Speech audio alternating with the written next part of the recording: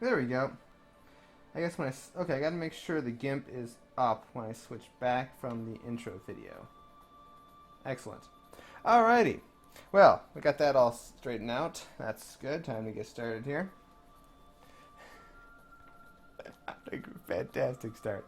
Alright, well, welcome back to the Legends of Kalidasia live Twitch artwork stream here on the Creative channel, which I think I've actually got set up correctly for once. But I'm basically continuing where I left off last Friday or so. I was doing some artwork for an upcoming short story. In this case, I'm drawing one of the characters, a Krylan named Alandar. And it was quite an adventure last time, trying to get the proportions down right in terms of his kind of weird running stance. But I finally got that down, started sketching out his basic outline. Now today, for about the next hour until 11 p.m. or so Eastern Time, I'm going to go ahead and start filling in the color of his basic survival suit he always wears, and hopefully get him some texturing. But we'll see how this goes. So once again, I am working in the GIMP. This is like version, I'll tell you in a moment here. Help. Oh, that's a good. There's about. Version 2.8.6.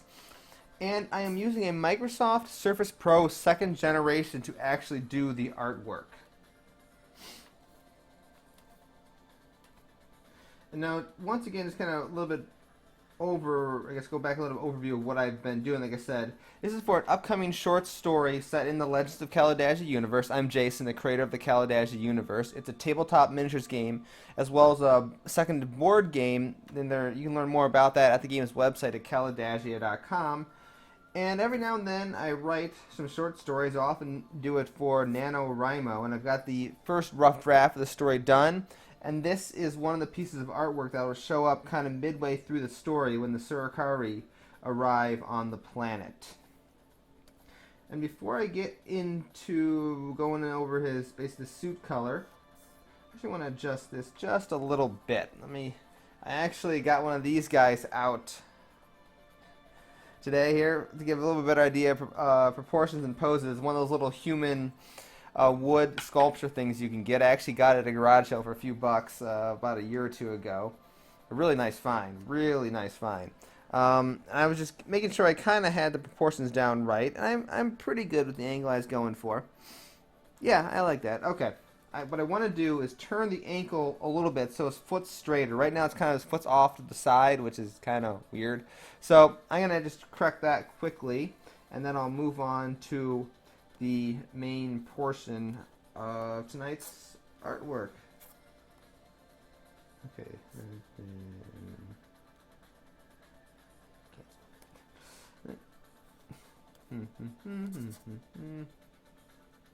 Yeah, forget trying to fix it that way. Just redraw it. It really isn't that hard. Because you pretty much, from this angle, should have a pretty straight-on view of the foot, and it's not going to really look like it's going sideways at all. Oh, and yes, just in case anyone is curious, I will be getting more royalty-free music.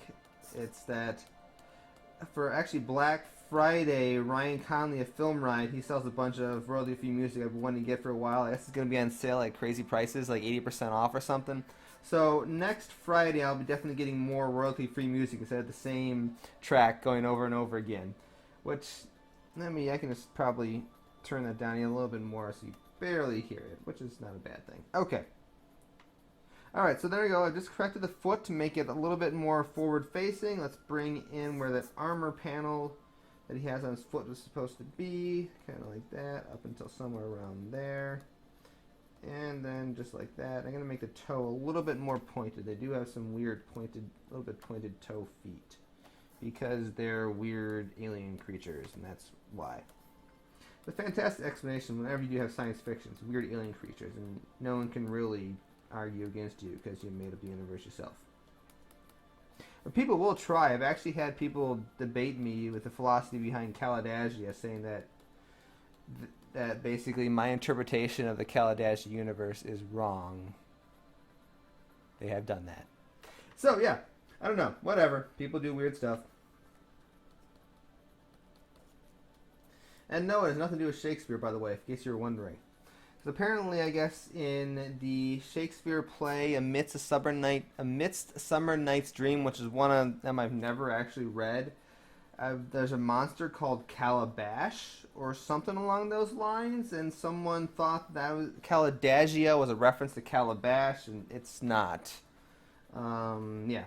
But anyway, let's get on to the actual artwork here. If you have any questions for me, feel free to ask away, and I could pretty much answer just about any question you want to ask.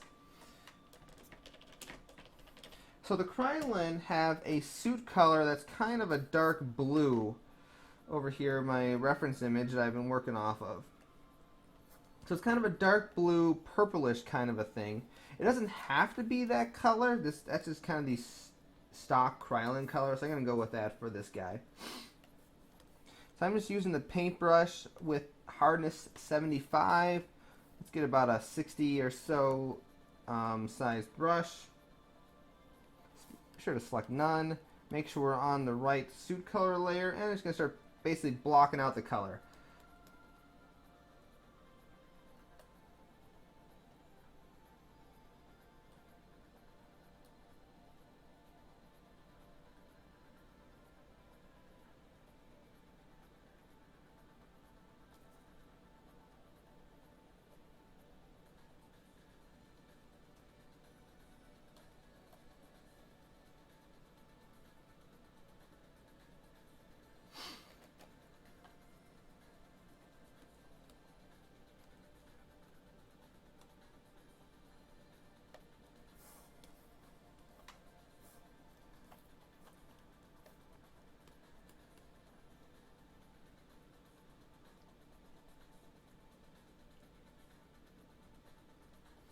And I'm going to leave the toes empty because that's going to be more of like a metallic armor panel that we're going to get to later. And also, I'm going to turn off the shield layer at the moment. I don't need that. Because like I said, he is carrying also a pistol in one hand and a kind of like a weird energy shield type device in the other. Because I always love the Jackal shield from Halo. And I just think that thing is awesome, so I just gave something similar to one of my characters. Most Krylan, when they have what's called the Phoenix Combat System on, which is what the reference image has, it's kind of this full body, super electronic warfare, and actually gives them a full bubble shield. But right now, Elendar doesn't have that on because I don't really know why he doesn't have it on in the story, he just doesn't.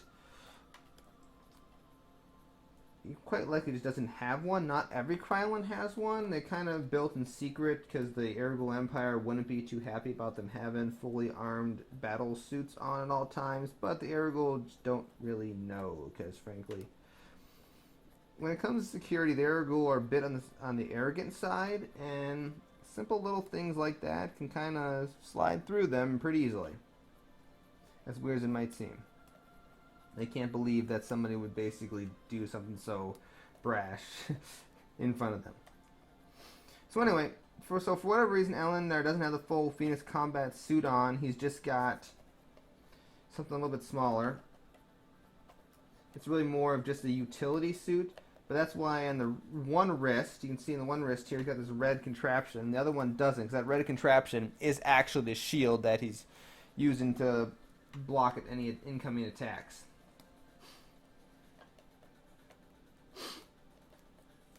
I am probably going to end up doing the arms in a separate layer. And all the red outline stuff is like that metallic kind of armored kind of a thing that I will get to later on. So I'm just kind of blocking in where the body would be right now. The body and legs. And do I want to do the tail on the same layer? I think I'm going to keep the tail on a separate layer just because it merges in kind of with the body right here along the edge. And that's going to make it a little bit difficult to shade and add textures and things. Because you don't want the textures to go from that side of the body to the tail, because that wouldn't look right, because they aren't actually really attached there. It just looks like they are because of that particular angle.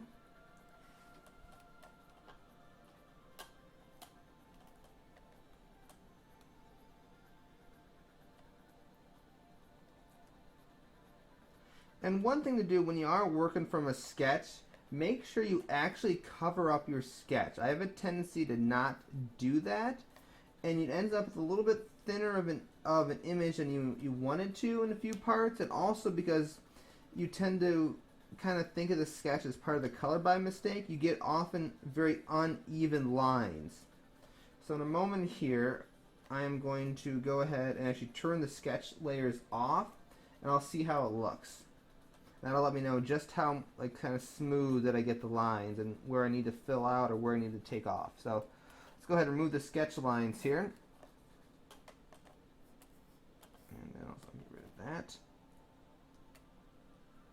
And you can very quickly see kind of where I either drew out of the lines or I didn't draw in the lines.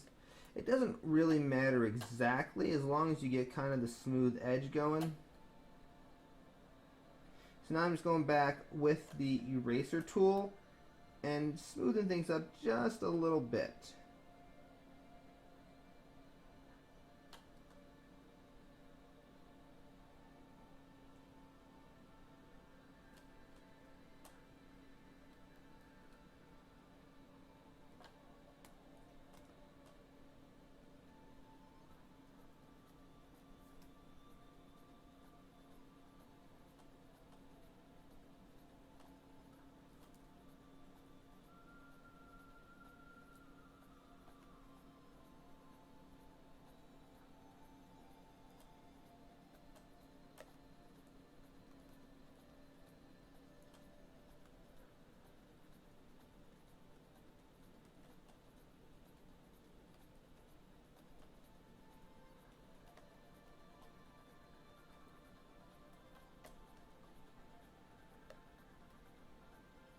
One thing I find when it comes to making relatively smooth lines, I actually can draw a little bit smoother lines by moving my mouse cursor really fast.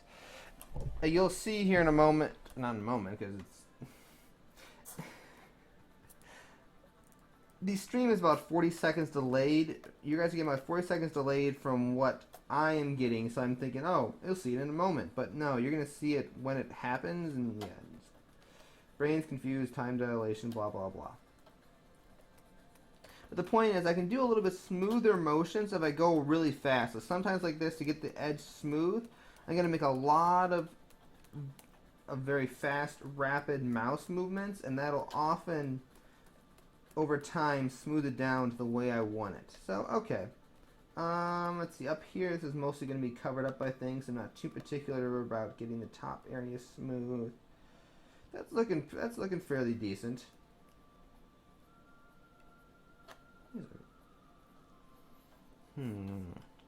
That's the shape of the body I want to go for. He does have that armor over there. I think I might.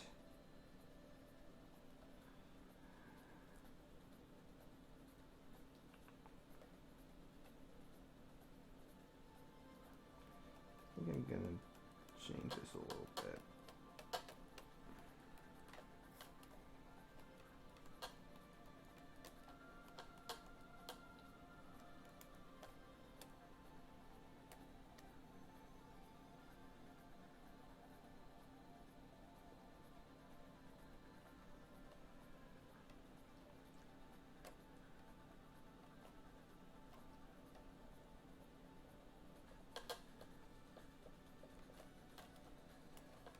Whoops.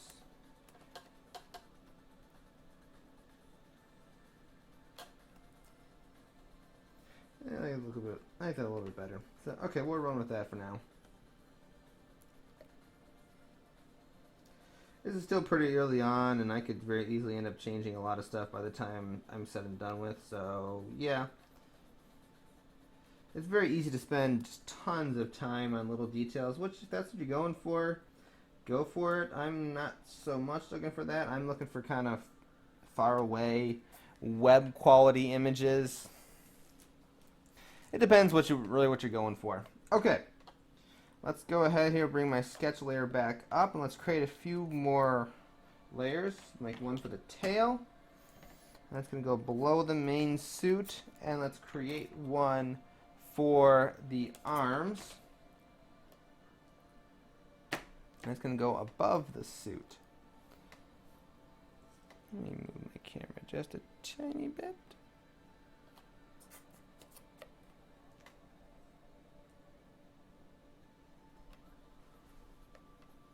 There we go. That should be actually in the shot now.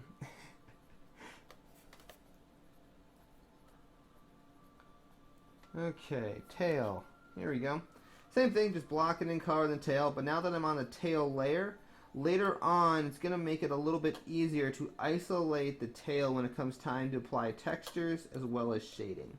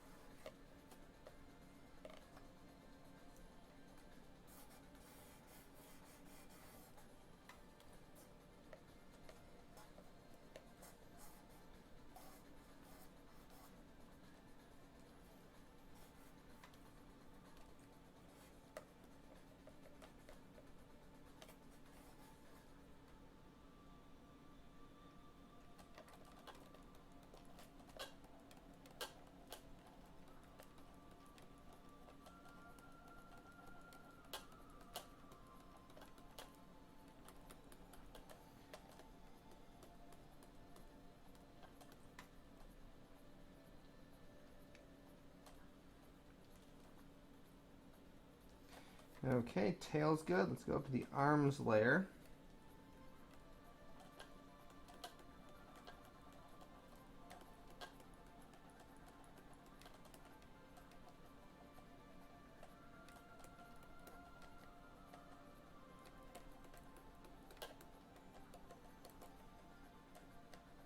And the same reason why with the tail, when I'm doing the arms in their own layer, it's going to make it easier to highlight it and shade it, especially with the fact that the left hand here comes across the body. If they were on the same layer, that would be a nightmare trying to shade properly. I mean, you could do it with templates and masks and things, but it's just, for the most part, easier to apply if they're on separate layers. Especially when we see this texture, I'm going to try to apply to it. I got some ideas. Taking from what I usually do, like my planetary terrain stuff, and applying it to like a suit like this. I think it should work. I'll find out.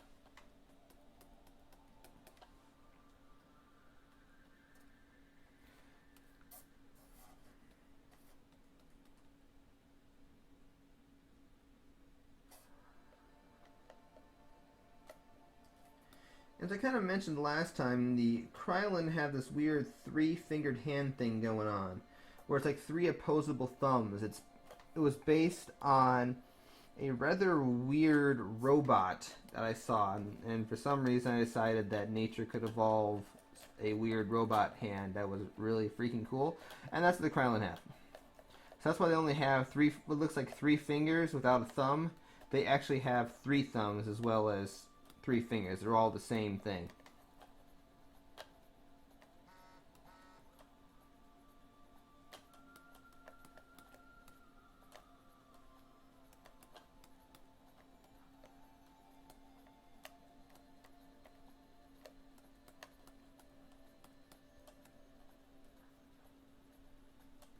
Looks about right.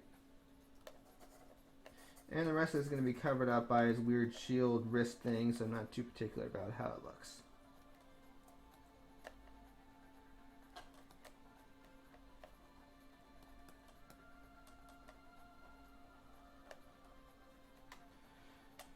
Alright, right arm.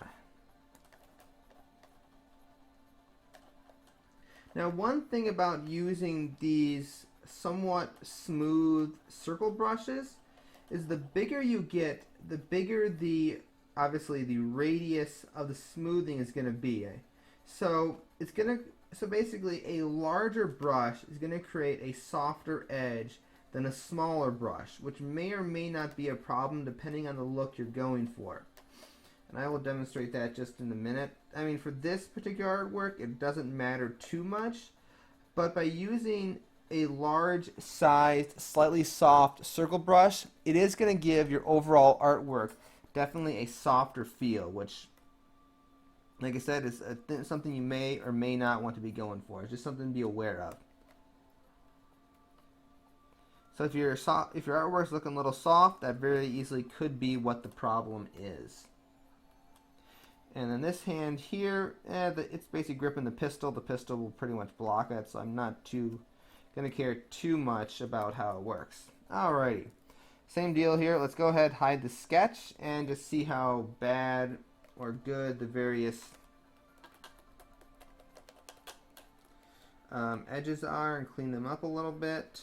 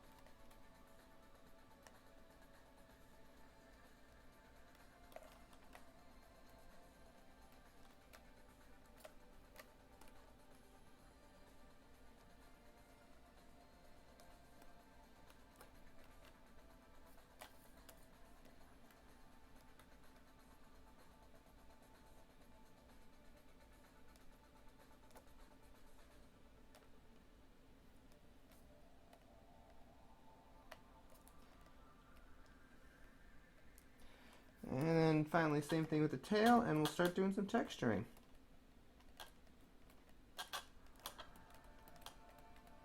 Oops, a little too much of the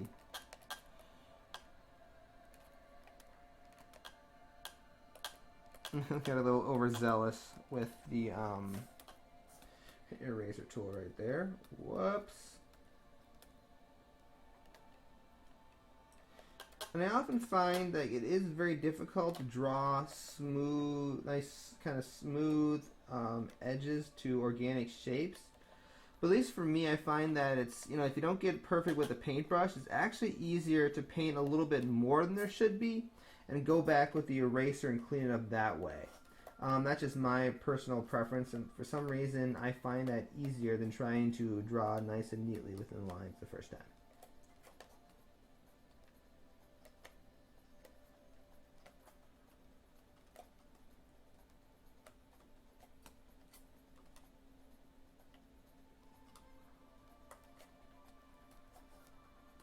But you can also use the selection tools of various sorts to do it, or you can create a path, which is like a Bezier curve, and you could use that then to also create a very smooth edge you can turn into a selection fill-in.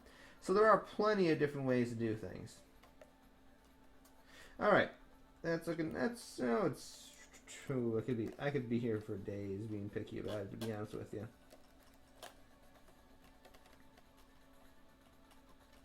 I wish I had that luxury.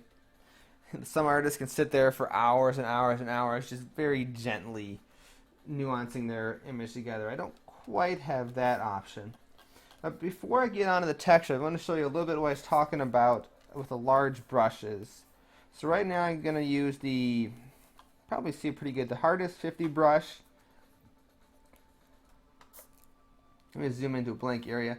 This is about a 220 pixel brush. So you can see you got a very big fuzzy area in the top there. Compare that to a 27 pixel brush and it looks a lot more solid. So if you wanted to fill in a giant area of the creature's skin or something like that, you'd actually probably want to, at least on the edges, use a much smaller brush because it's going to give you a much more not smooth, not soft, a much more well-defined edge than using a big giant brush, just because of the nature of how these brushes work. Now keep in mind that actually can work opposite ways, where with a big large eraser you have a little bit more control over the edges than you do with a smaller eraser. So it can work both ways, and depending on what you're trying to accomplish, you can use both tools to do what you know, make it look how you want to make it look.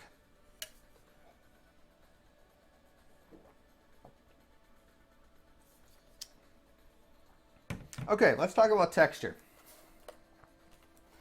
There's a couple different ways I'm going to do this. If I go back to my reference image and zoom in, you really can't see a whole lot in here. You can see a little bit, but the Krylan suit does have some kind of cross-hatching texture to it, but I'm going to make his be a little bit different.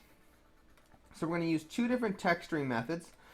Let me turn on the suit for now, and I'll start with that. We're going to choose a color that's a little bit, increase the value a little bit more saturation, not by a lot.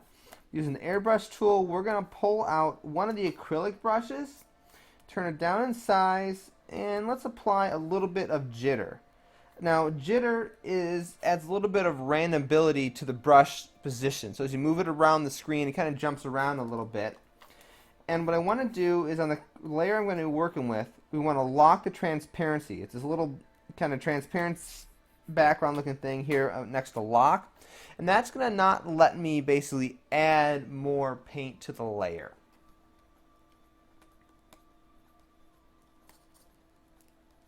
And it's going to, what you're going to notice is this is a very subtle process. I'm just gently tapping it around.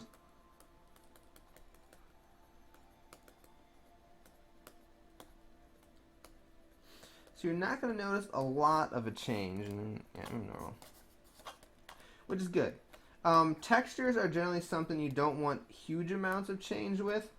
It's actually like, for anyone, if you've ever done any miniature painting, a lot of digital painting basics and miniature figure painting are actually very much similar. It's all about a lot of thin layers, not a lot of color change, you know, kind of gradients and stuff, and that sounded a lot better in my head than when I said it.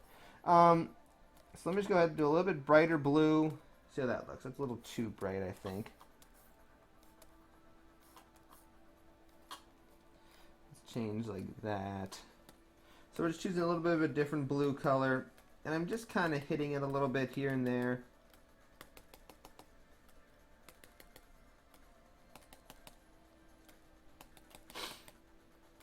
It's really just to break up the monotonous color of his suit. That's all I'm really trying to do right now. Alright. Let's go ahead to the tail layer and then onto the arms. We're basically the same kind of thing. Whoops. Make sure you lock the transparency of the layer as you jump to it. You can see there I just overshot the tail.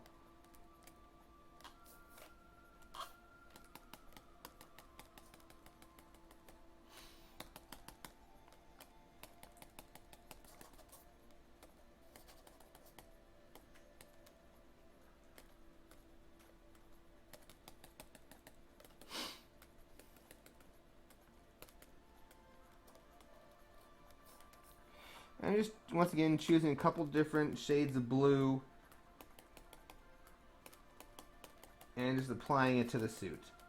All I'm doing is just trying to get a little bit of texture going. And let's jump up to the arms and do the same basic, whoop, here we go again. Once again, I forgot to lock the transparency and I overshot the arms. Lock transparency.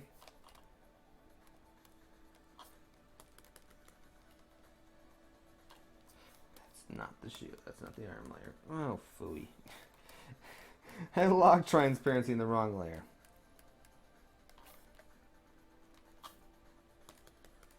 There we go.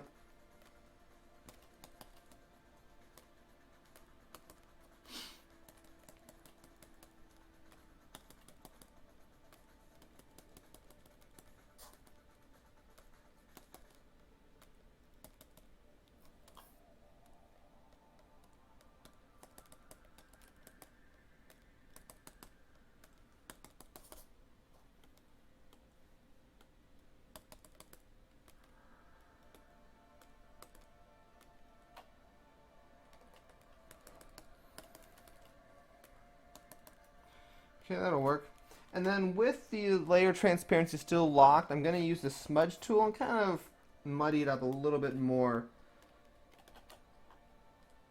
to get a little bit of the pixelated look gone and make it more of just gentle changes in color throughout the suit. And once again, the smudge tool is one of the ways. I'm using the acrylic brush I just used with a smudge tool. And the smudge tool is one of the ways to blend colors. Depending on the final look, it can work really cool, but it can also look terrible. It all depends on what kind of blending you want to do. For this one, I'm just kind of mushing stuff together. It'll work really well. There you go. The arms are looking good now. Now you can see there's just a very faint indications that there is actually some different color to the suit for whatever particular reason, whether that's how it's manufactured, whether it's the light hitting it, or just who knows, imperfections, dirt, ice. He is on a frozen ice moon that's beyond the frost line of the Krylan star. Krylan 5 is where he's at, in case anyone's curious. That's one of the planetary systems involved in the Kalidasia Fleet Commander game, which is the board game of planetary siege in the Kalidasia universe, and it's part of the Albion Economic Prefecture. That must be on the arms layer back there. It is, okay.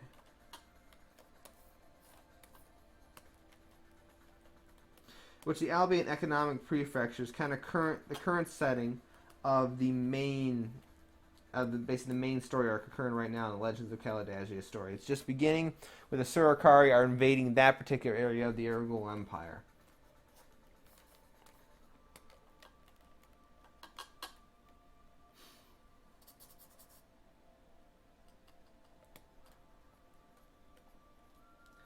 Alrighty, so there we go. That's one type of texture. You got just the hints that there's more texture going on. I think I might actually add a little bit more of brighter blue color to the main body before I move along. You got time.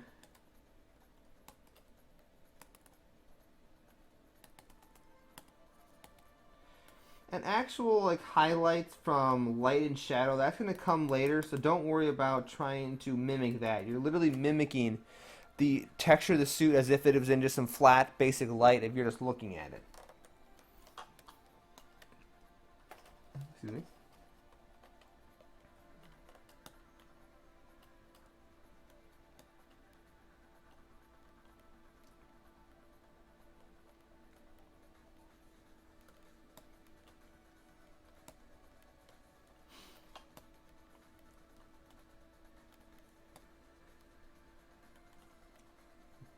Here you go, right here you can kind of see what I was talking about, why the arms need to be in a separate layer. Otherwise, it'd be very difficult for me to work only on the glove or the body. I have to do a lot of masking, or I have to some other way of identifying what's the arm and what's the body. And it's just a lot easier to have it on a separate layer. Okay, I like that pretty good. What I want to do now, that's for a texture, I was talking about having an effect from some of the planetary artwork I've done. I can probably bring one up here.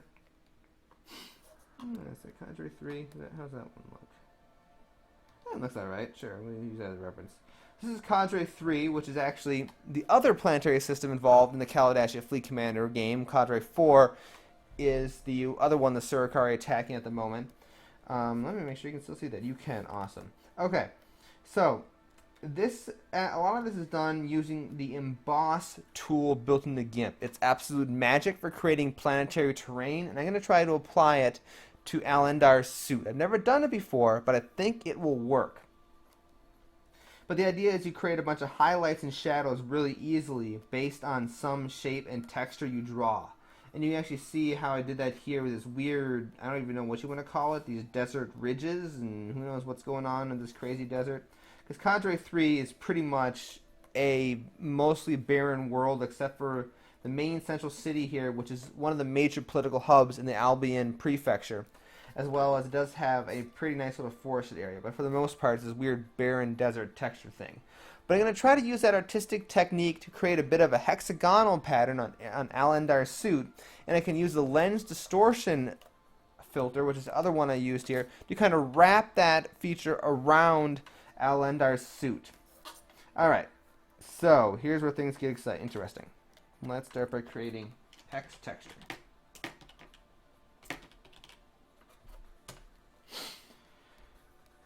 Okay, I'm going to bring back, I actually want to bring, let's bring the soft, we'll do a hardness 75 brush. It doesn't matter the exact height of it, because it's all kind of a relative elevation map thing we're going to do in a minute. Let's do a size of 10. And I'm going to make something that's roughly a hexagon. It doesn't have to be perfect. It's going to be very tiny little texture, so I'm not too worried about it being perfect. But what I can do is do this.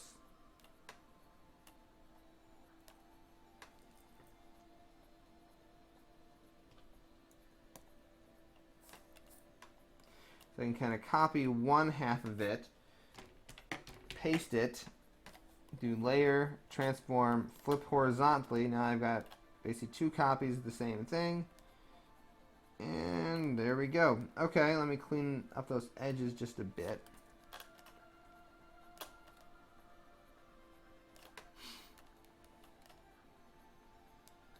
Now we need to turn this in. Oops, and it's a little too overzealous there in the eraser again. And now we're going to turn this into a repeating pattern.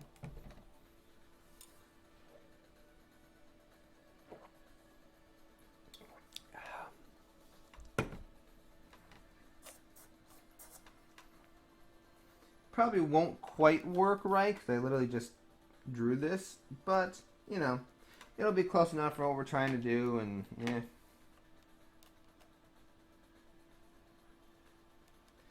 Like I said, it's going to end up being so small it really won't matter much in the end. But I'm going to keep pasting this thing and build a grid, a approximate grid of hexagons.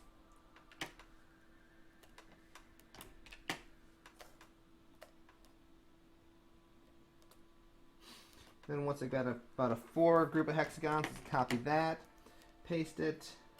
Oops. Undo rectangle select. And then I can kind of just add them in larger and larger chunks.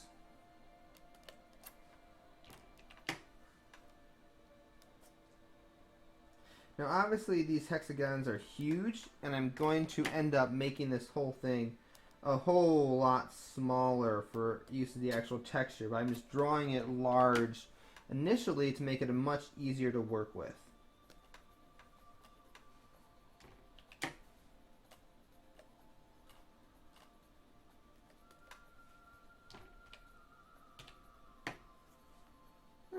That'll work. Then I just copy the whole darn layer, because apparently if I do Control-C without selecting anything, it copies the whole layer. What do you know? I do that every now and then. I'll discover some random feature when I hit a button, and if it doesn't blow things up, it's like, oh, that's kind of cool. Yeah, so what I did there is, apparently if you don't have anything selected and hit Control-C, it copies the whole layer, which is absolutely kind of cool when you're building a texture pattern like this.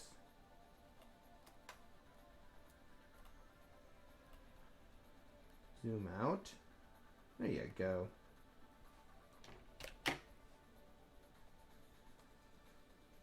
I'd imagine the streaming at 720p is making the Surface Pro 2 just cry. It this device barely matches Twitch.tv's recommended system specs, because it's only a basic it's like a 4th gen core. I don't know what 4th gen Core i5 it is. It's Core i5. I think it's that's a good question. It might be 4th gen. But yeah, basically this machine that I have, it's Core i5, 8 gigs of RAM, 256 gigabyte SSD. It struggles a bit here, but that's alright. Which, on that note, if you are going to be doing digital painting, get as much RAM as you possibly can. 8 gigabytes is the absolute minimum, and I'm actually glad that I bought this larger Surface Pro just for that reason. some of these larger artworks, like when I'm doing the board art for the Kalidasia Fleet Commander game, my desktop machine, which still only has 4 gigs of RAM in it because it's 8 years old, it can't handle a large multi-layered GIMP image. It just sucks up too much RAM. Where this little Surface Pro with 8 gigabytes can tear through them pretty quickly. So yeah, seriously, if you're going to be doing any sort of graphical, like digital painting with lots of layers, or any kind of graphical design where you're going to be using lots of layers, especially like with this stuff where you're talking with thousands of pixels because you want to draw like 300 pixels per inch if you ever do want to print things out, get as much RAM as you possibly can. The other thing that really kind of blows kind of in that field is more and more these stupid computers, you can't install RAM by yourself. They're soldered into the motherboards. They want to make this thing super light and tiny, which is definitely nice, but it's, you can't, like I said, it's soldered in there. You can't change it yourself, so you're forced to buy it from the manufacturer, and it's always much more expensive to buy it from the manufacturer than if you could theoretically install it yourself. But that's the way computers are moving these days, at least laptops. Good thing I think desktops aren't going to do that because they're becoming more niche market things, and hopefully they will remain nice, big, open, easily moddable. They're so much nicer that way. Okay, anyway, back to off my computer rant. I'm going to duplicate this layer so I still have the original layer. And I'm just going to kind of scale everything down to whatever size that I want to make it. So let's drop this one down onto the torso.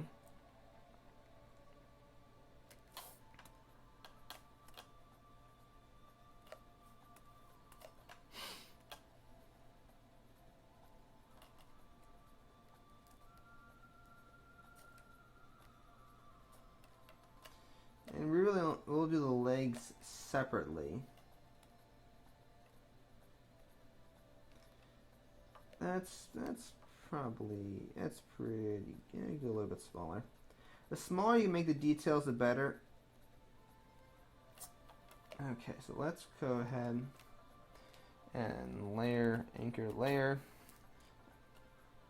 I actually want to move this a bit because I missed part of the torso. Don't want to move that. I want to move the texture.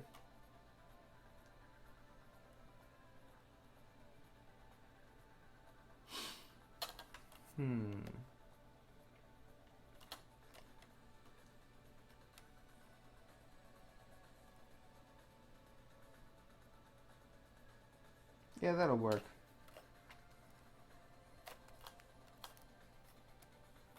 We're going to call it hex texture torso. I'm going to copy kind of a bottom part of it just to bring it a little bit lower, a little bit closer down towards where the legs are right now.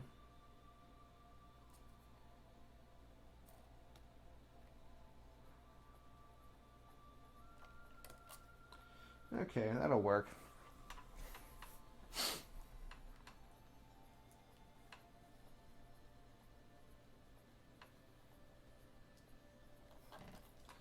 Okay, so let me do this. We're going to cut it out right around there. So let's go select, invert, and I'm going to delete the rest of this. This is a keyboard I have. It was like some $6 keyboard I got from Micro Center. And literally the delete button's the bottom of the keyboard next to the arrow keys. That's why I'm like, it takes me 10 minutes to find the delete button every time I want to use it. Very weird positioning. Okay, so I'm going to add a little bit of a darker color. Now we're going to bring out one of the, not the cell brush. But you could use a cell brush for texture if you wanted. That can do some cool stuff. Let's try a charcoal brush. You can do a little bit, yeah, we can do a little bit of jitter to it. Why not? Select invert, so we're back here. I'm just kind of running it through the hex grid to give it a little bit more of a rough texture. This is going to translate to the texture, you'll see when you see how it all comes together, if it works right, which I'm really hoping it will. Because if it does, it'll look awesome. Well, it's entirely possible it won't actually end up looking like what it looks in my head, and in that case, well, I'll deal with that when that happens. Okay, that's good. So it's got a little bit more texture to it. That's good, good, good. Now what I want to do is use the lens distort to kind of twist it around his body a little bit. So filters. Distort.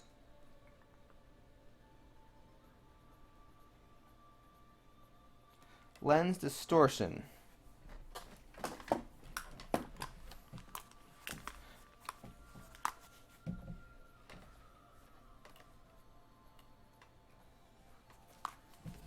Just checking my audio levels. It's always a good idea. Okay, let's do some main distortion here. X shift it so it's kind of more in the middle.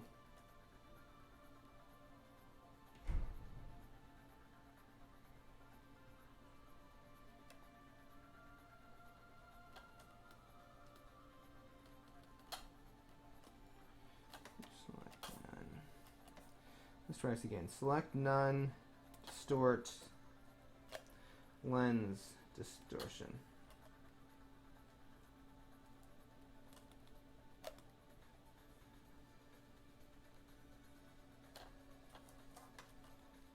We're going to crank up main quite a bit. Then I'll make it curl up just a tiny bit.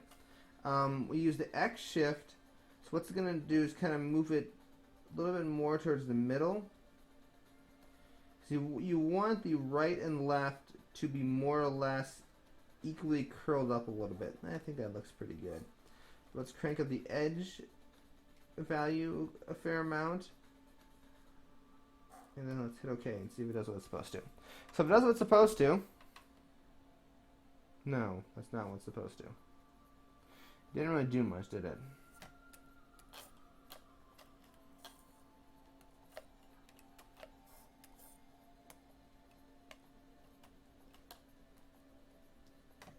So let's select a little bit larger area.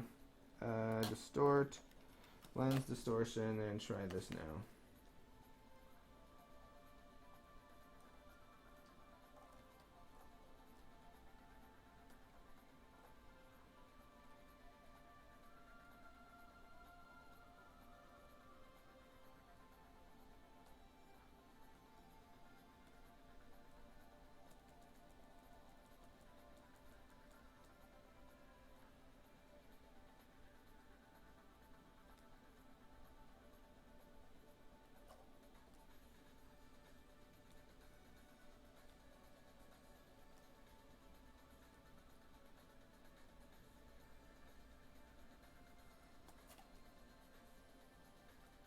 Okay, kind of like that.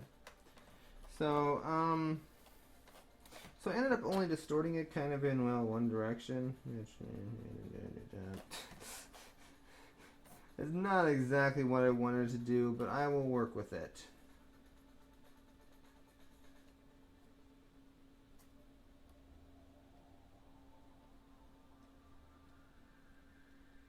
So what I'm going to do is kind of drag it over so that it is kind of distorted a little bit in the one direction. Let me see if I actually just out of curiosity, repeat it. Let me do that again.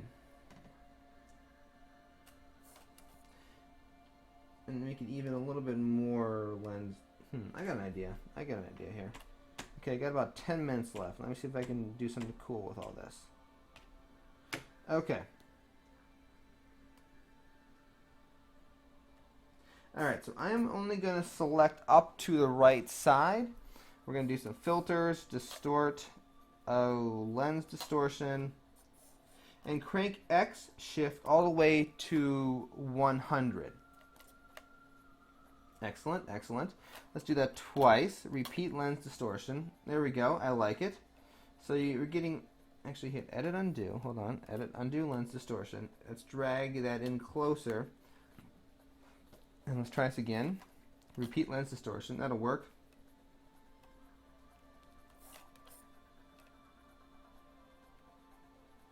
So now let's drag it over to the left, or what would be his right side from our perspective. Left side of the torso. That's good. Now we can go a little bit further.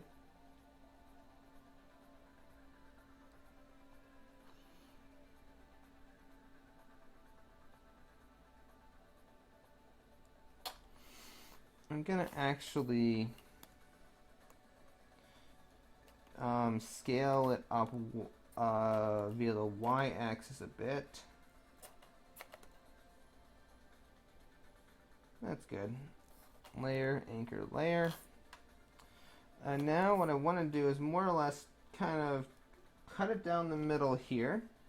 We're going to then just copy it, paste it, do layer, transform, not transparency, transform, flip horizontal,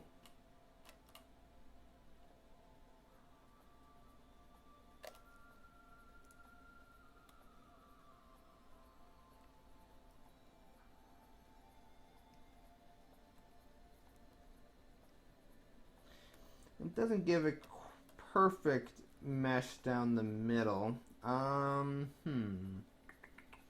What should I do about that is a good question. When in doubt, let's just kind of blur it a little bit. It's like, it's going to be some very subtle texture, so if it doesn't match up in the middle, I don't know, maybe that's just how the suits are manufactured. It's science fiction, I can make that crap up, right?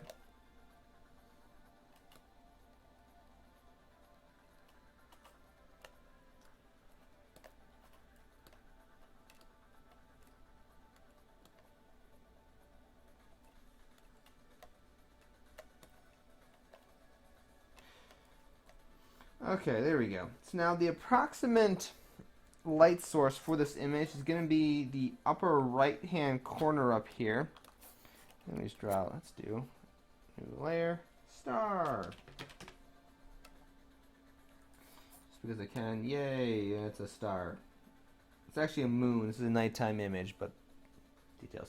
Okay, now I was talking about I want to do this emboss thing, which is actually pretty freaking cool. So, it's one of the filters, distort, emboss. And it's going to take this layer, which is a grayscale layer, and turn it into an elevation map. And you can actually see it here in the preview a little bit.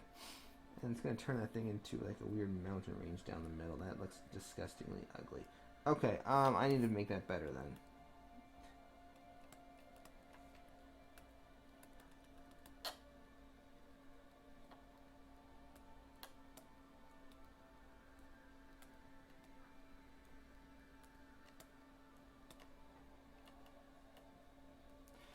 Sure, whatever. Like I said, it's a texture, and that's where the two pieces of the suit join together, because I don't know why. Because it's Krylan, and I'm not going to try to figure them out right now. Okay. It could be some weird repair or modification job he did to the suit, because they do that stuff, because they're Krylan. Okay. Reshow emboss. Now, emboss is actually kind of a bit of a funny thing. So you have your azimuth, which is the angle of the sunlight. 0 degrees is actually off to the right hand side of the screen. 90 is the top, 180 is the left, and 270 is the bottom. So I am going to actually have it about a 60 degree azimuth, or I should know how to say that word. I do astronomy stuff. Elevation, 45 degrees is fine. That's basically saying how far is the light off the horizon. It's not particularly relevant in this circumstance, but if you were doing terrain maps, that would be important. And depth is like saying how deep is this particular terrain feature? How tall is it? It just changes the contrast value of the end thing a bit. So let's do 10. Now we'll keep it at 20, make it life easy. Alright, hit OK. And we sit back and let it do its magic. It doesn't take too long usually.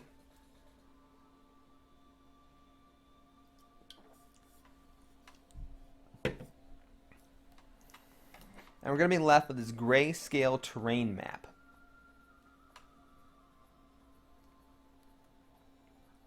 Cool.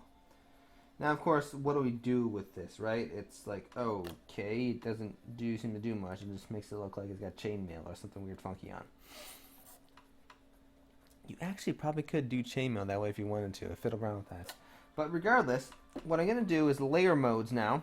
Go back over to our hex texture torso, and the layer mode, I want to change it to... You have different options. Let's try...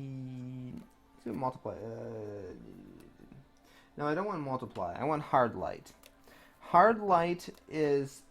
what it basically is takes the value of each pixel. If it's less than 150, it darkens the layer below it. If it's greater than 150, not 150, it would be 128. If it's less than 128, it darkens the layer below it based on the value from 0 to 128, 0 being pitch black. If it's above 128, it's going to lighten the layer, where it's going to make it really bright at 255 and just a little bit brighter at 129. So basically is a way of creating a very simple elevation map to both lighten and darken the image, the layer below it. But it's obviously with this type of white, black, heavy, very large contrast layer like we have with this emboss, it's going to make really crazy changes. We don't really want it to do that. So let's go up to colors and choose levels. And what we can do now is change under output levels. We can define what color white is and what color black is, and we can reduce them to make this layer have less of an effect on the texture.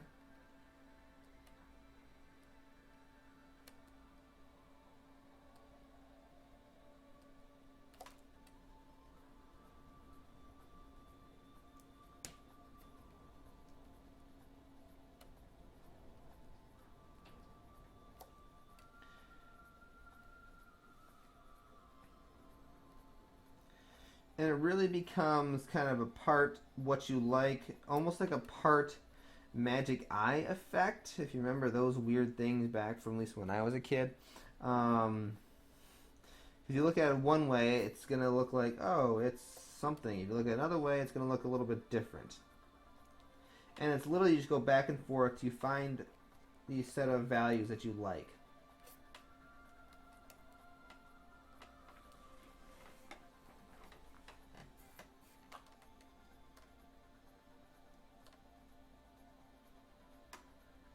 I know what the problem is. I skipped the step.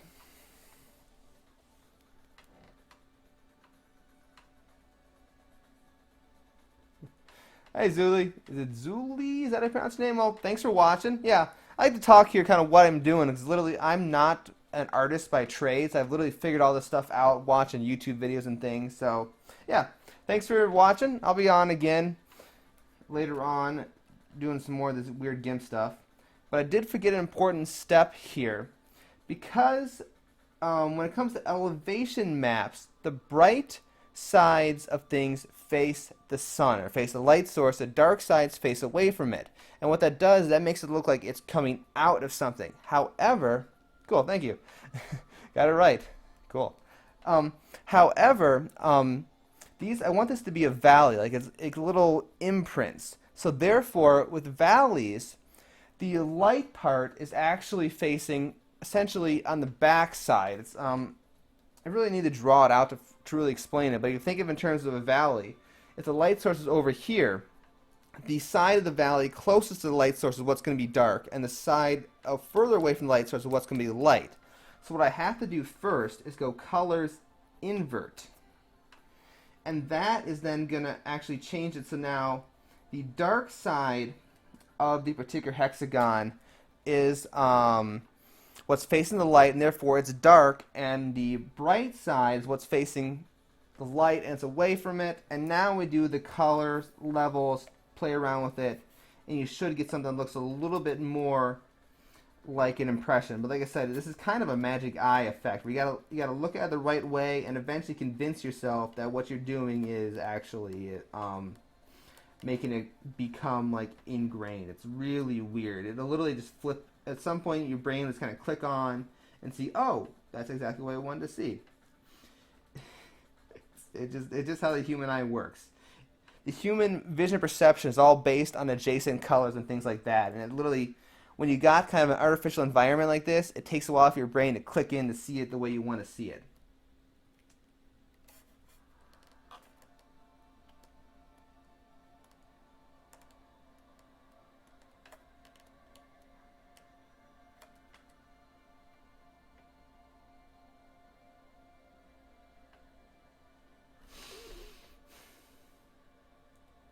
Getting there. And one thing that can help, yep, my brain's flipping, I'm seeing it now. One thing that can help is that for like the depressions, if you want to make the blacks a little bit more pronounced than the white colors, you're actually going to make it look a little more valley-ish, which is what I'm starting to see right now. I'm literally, my brain's like making that weird transition because, yeah, like I said, it's literally almost like a psychological thing going on in your head. There we go. Got it.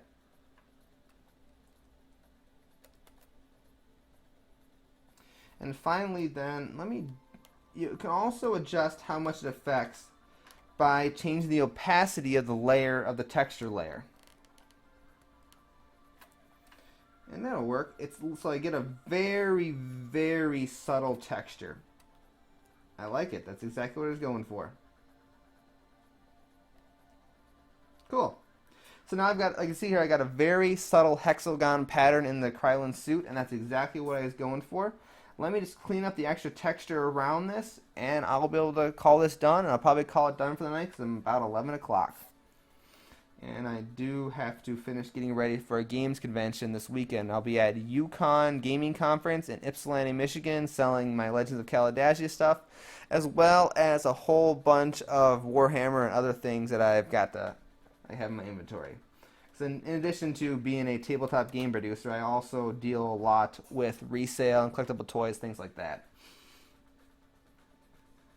Alright, so to clean this thing up, what you want to do is go down to our suit color layer. Using the color select tool, which is this little red, green, blue with a little finger icon, press on the red thing, sure. Select that. Go to our tool settings, make sure select transparent areas is actually selected, and click outside the suit. And what that's going to do is going to select everything that's not colored in by the suit, and it's going to get a little bit of an extra border around there. So you go select, and we're actually going to grow the selection. It's going to make the selection get a little bit bigger because we want to select the transparent areas, make them grow a little bit bigger, blah, blah, blah. You'll fiddle with it and figure it out. Let's grow by about 4 pixels. A little too much. Undo, grow, select grow, 2 pixels. That'll work. And now we're going to go up to our hex texture torso layer, and what I've got here now is selected everything that of all the texture I want to get rid of. So find the delete button on my keyboard, delete, select none, and there we go. We've got that texture layer applied. And next time I'm going to pick up and probably apply the same basic process to the other parts of the body, show you how to wrap them around a little bit of the more narrower areas of the arms and tail and such and such. And then I'll probably move on to working on the kind of metallic armor sections of the suit he's wearing. So with that, thank you for watching. If you have any questions for me, you can find me on Twitter at @TT_Battlefields, the old podcast I used to run years ago. For more information on the Kalidasia universe, you can head over to Kalidasia.com. It'd probably be easier for me just to like draw that out on the screen because it's a made-up word. And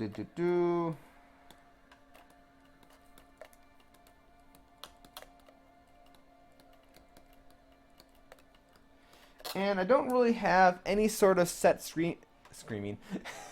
any set streaming schedule on Twitch here. Maybe in the next month or two I can try to set something up, but for now it's kind of just jumping on whenever I have time. So once again, thank you for watching and have a good night.